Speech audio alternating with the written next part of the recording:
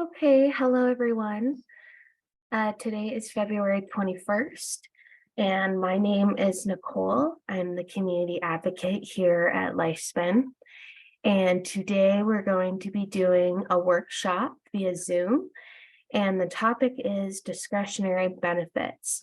How to apply for a new mattress, how to receive a new mattress through the Discretionary Benefits program of London. What is discretionary benefits? Well, the Discretionary Benefits program offers eligible London residents financial assistance to purchase essential health-related and emergency assistance items when all other resources have been exhausted. All items require pre-approval by the Discretionary Benefits staff. For a full list of these items that Discretionary Benefits covers, please visit the link that I have put down here below. But for today, we're just going to be talking about how to get a new mattress through the Discretionary Benefits program. So how do I apply for discretionary benefits? There's a different process for those who are on social assistance such as ODSP or Ontario Works, and those who are not on social assistance. So whether you're employed or unemployed, and the reason that they have different application processes because they need to establish your financial eligibility. If you're already on ODSP or Ontario Works, there's no need to assess your financial eligibility because it's already been assessed when you applied for ODSP or Ontario Works. But for those who are unemployed or receiving other government benefits, your income will need to be assessed to make sure you're still eligible to receive items through Discretionary Benefits program. There also are two different forms that you will need to fill out depending if you're on social assistance or not. So we'll talk about more about that in the next slide. So applying if you are on social assistance, the process is quite easy.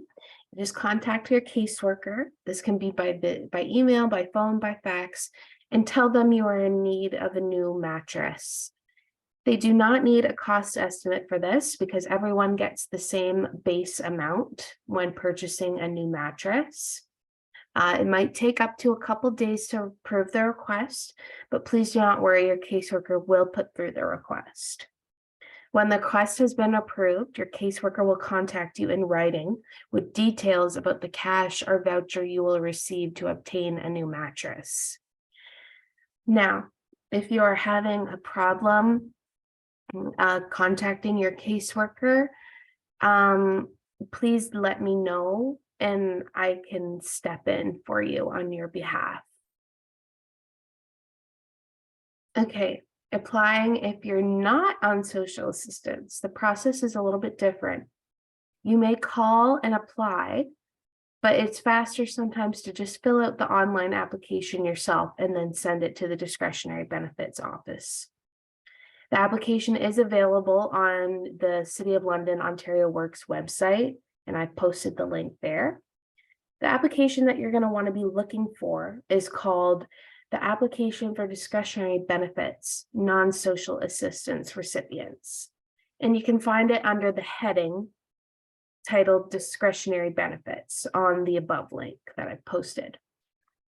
This application must be filled out, and photocopies of certain documents must be sent along with it. And this is how they determine your family size, proof of London address, and your proof of income. Please do not send original documents with the application. They must be photocopies. You don't want them to get lost.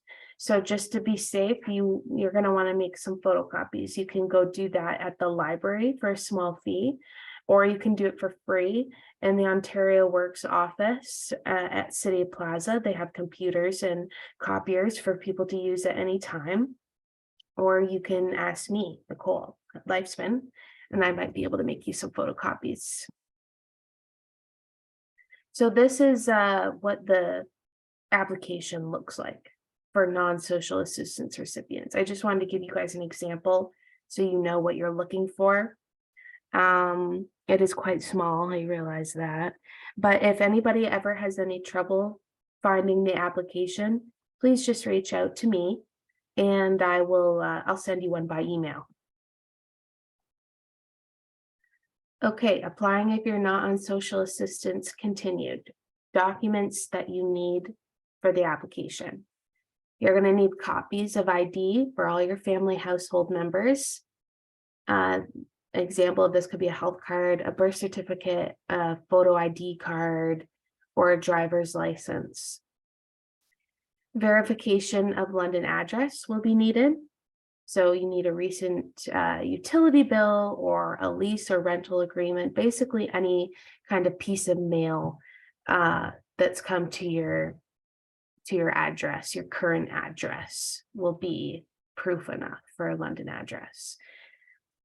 An income verification.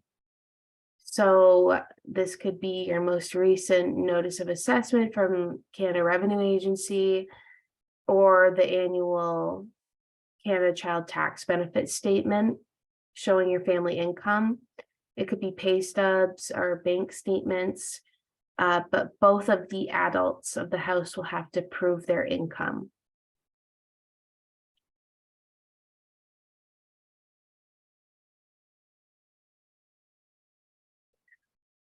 Applying if you're not on social assistance, documents needed, continued. So just a couple reminders, you do not need proof of a need for a mattress. Simply telling them that your mattress is old or it's uncomfortable or falling apart, give them the reason for why you need a new mattress, and that will be enough. You do not need to give an estimate for the cost of the new mattress. Everyone gets the same base amount to purchase a new mattress, okay? Okay, so there is a little bit of a catch that is very important when applying for discretionary benefits, but it's only a catch if you've applied for discretionary benefits within the past 5 years. Okay, so through the City of London, applicants who apply for discretionary benefits are eligible for a new mattress once every 5 years. They cannot deny anyone a bed after the 5 years is up, even if you have bugs. But if your 5 years isn't up, discretionary benefits will ask for a reason why you need the new beds. So this is when you be truthful and you tell them if you do have bed bugs, and if you do, they will need written confirmation that the apartment or house has been treated. You don't want to receive your new mattress while your home is infested with bugs. It's better to deal with the problem first, then receive your new mattresses, because we want to make sure your new mattresses last a long time and they don't get infested again. So I'm going to give an example of what this might look like. Say in 2020, you went to discretionary benefits to apply for some sort of benefit so you could receive an item. It doesn't matter if the item was a bed or a health related item. If you received any sort of benefit from them, what I'm about to say will apply. Okay, so you apply for in 2020 and you get your item, but let's say 3 years later, 2023, you discover bed bugs in your home. You call discretionary benefits and they say, I'm sorry, but you have already received benefits from us 3 years ago. You can only apply every 5 years and the 5 years is not up yet. This is when you say it's an urgent health related matter and you need new beds because your house is infested with bed bugs. They will make an exception for this because the health of the household members are at risk. But before they give you the vouchers or money to buy a new mattress, you need to provide them with proof that your apartment or house has been treated for the bed bugs. You can get this proof from your landlord or the extermination team that comes to treat your home. It should be a receipt or a piece of paper confirming that your unit has been treated for bed bugs, and you're going to want to make sure that the proper date is on there. Once you get this proof, you provide it to Discretionary Benefits along with your application and photocopies of all necessary ID, proof of address, proof of income, and wait for the request to be approved. Remember, you only need proof of ID, proof of address, proof of income if you're a non-social assistance recipient. If you are already on social assistance of some kind, your caseworker will already have your copies of ID, proof of address, proof of income. So you will not need to provide that again. The only thing that you will need to provide if you're on social assistance is confirmation that your unit has been treated for bed bugs.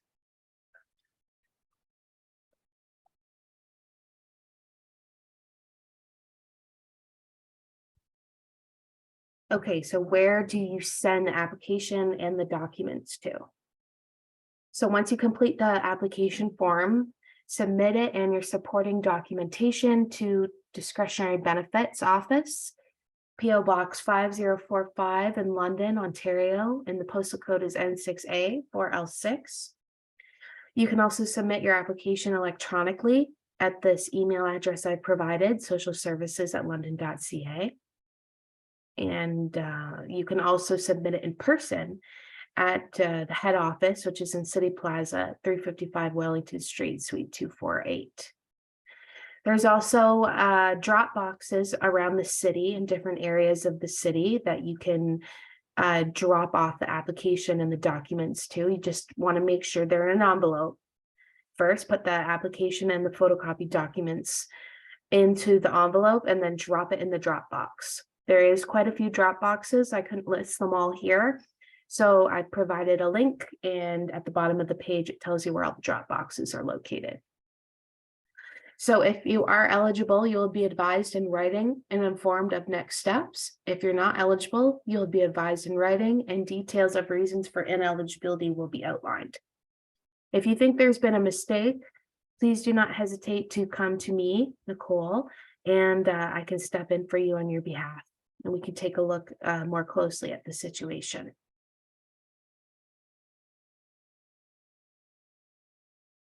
So now we're going to move into how to get rid of bed bugs before you get your new mattress.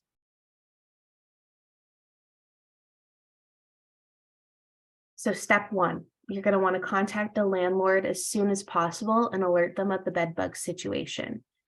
You can call them, email, or speak in person to them, but you just need to do it as soon as you find out about the situation. The sooner the landlord's alerted, the sooner that it can be nipped in the bud. Your landlord is responsible for paying for the treatment, but you are responsible to prep your home before the exterminator comes. And I'm going to talk more about that in the next couple of slides. If you own your own home, you are responsible for the costs of the exterminator. So we need to prep the home before exterminators come to ensure that the job is done effectively. And a lot of the preparation involves cleaning, of course. So in the bedrooms, to prep them, you're going to want to remove all clutter in the room. Nothing should be on the floor except for furniture. You have to vacuum the floor, the baseboards, and the carpets and the rugs. Leave the rugs on the floor. Don't roll them up and put them away because those will need to be treated. You can leave them on the floor. And then you're going to want to pull all your bedroom furniture at least 1 to 2 feet away from the wall. You can put small items in sealed plastic bags. Do not leave them. Don't leave any items on top of beds or dressers. Just leave small items in a tightly sealed plastic bag. And you can store it in your bathtub while the treatment's being done. Don't put items in cardboard boxes. If you have a lot of clutter, try to dispose of anything you don't need ahead of time.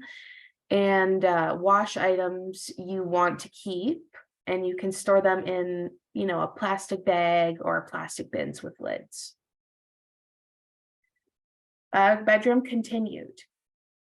Before the treatment day, all cloth items should be tumbled on high heat in the dryer for at least 20 minutes. Put them directly into plastic bags and tie them up tightly when this is done. Cloth items include clothes, towels, bed sheets, stuffed toys, linens, anything like that. It all needs to be put on high heat in the dryer for at least 20 minutes. The high heat helps with killing the bugs and killing any eggs that have been stuck to any clothes or linens or like that. Do not put clean sheets, pillowcases, or blankets back on the bed after you're done stripping them until the first treatment is complete. You're going to want to make sure all the beds in the house are completely stripped on the day of the treatment. So when you take all the sheets, the pillowcases, and the blankets, bed skirts off the bed, you can mark them to wash and tie them tightly. Or you can just, or you can just put them on high heat, but I do recommend that you wash and dry them on high heat as well. And for your pillows, you don't need to put those in the washer. You can just put them on high heat. So you can put them in a plastic bag, tie them tightly, and mark dry only. Bedroom continued. So leave the mattress and the box spring on the bed frame. If you have an encasement or a cover on your mattress, don't remove it. If you have screwed legs through the cover, you will need to have the mattress treated and you may have to replace the bed. In the closets of the bedroom, remove any items on shelves or on the floor and put them in a tightly sealed plastic bag or garbage bag. Hanging clothes in the closet can remain in place. On the treatment day, put anything that you put in plastic bags or plastic boxes in the bathtub for storage. And you can come back to those and wash them, dry them, clean them when the treatment is done. So, prepping our laundry for treatment. Fabrics and clothing can provide places for bed bugs to hide and lay eggs. And like I mentioned before, the heat of the laundry dryer is an effective way to kill bed bugs and bed bug eggs. For each item, you're going to want to put it on the highest setting of the laundry dryer until everything is dry after being washed. And dirty laundry should be washed first and then put away before the treatment takes place. All clothing on the floor and on top of the furniture, in the laundry baskets, in the laundry hampers. You can either wash it and put it away before the treatment, or you can bag it and wash it after the treatment. All clean clothing in the closet and in the drawers can remain in place. All bedding, including sheets, blankets, comforters, and pillowcases, should be laundered and placed in the bathtub after you return home.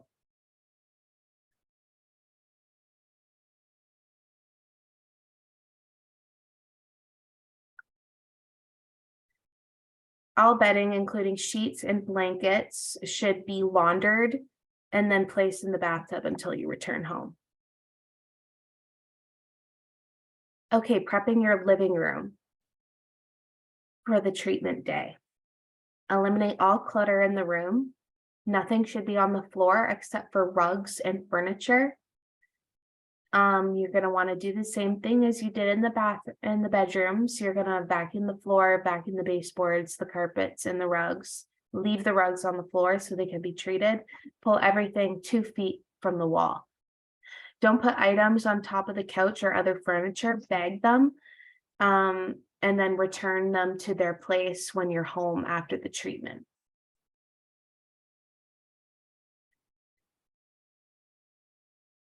Preparing your family, pets, and plants for treatment.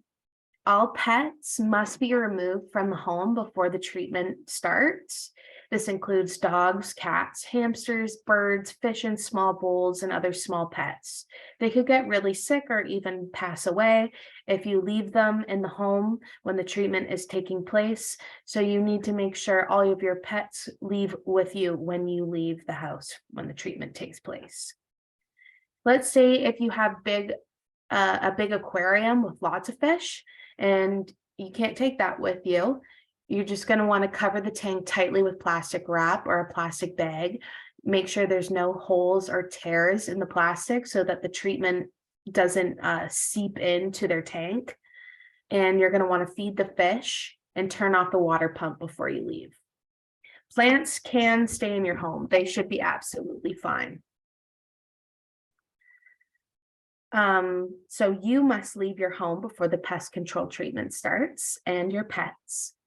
You need to stay away from your home for at least 6 hours after the pest control treatment is finished. And you should stay away from your home for at least 24 hours if you or someone else in your family has breathing problems, is pregnant, or is a baby under the age of 18 months old. If you think you have any medical conditions that could have been affected by the treatment, contact your doctor. After the treatment, it's very, very important that you remember to not clean any floors or surfaces in the bedrooms or in the living room for at least 3 weeks following the treatment, so you don't remove or disturb the product. Light sweeping is allowed, though. You don't want to remove or disturb the product because it could take up to a couple of days to work and fully, get rid of the bugs. So you're going to want to be really careful. You don't want to disturb the product that's been put down into your home. It's very important that you continue to stay and sleep in your apartment after the treatment to see if it's been effective. Let your landlord know if it wasn't effective, and let your landlord know if you're going to be away for longer than 2 to 3 days.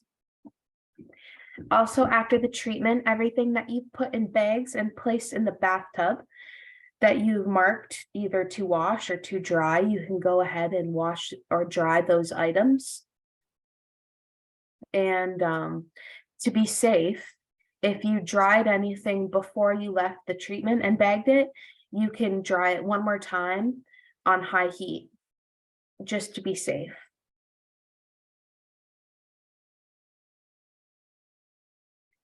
An important reminder about bed bugs.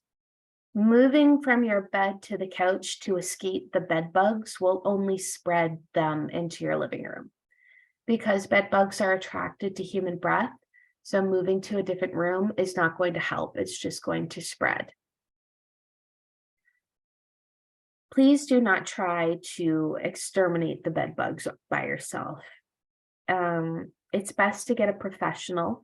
They know what they're doing, and they have the right products to make sure they can eliminate the bed bugs. So always go through your landlord or through a professional to get the bed bugs exterminated. Okay, we know that no one wants bed bugs in their apartment, but if you follow the steps that I've laid out for prepping your home for the treatment, you will win the fight against the bed bugs in your home. If anybody has any questions or concerns, you can call me at 519-438-8676, and my extension is 102.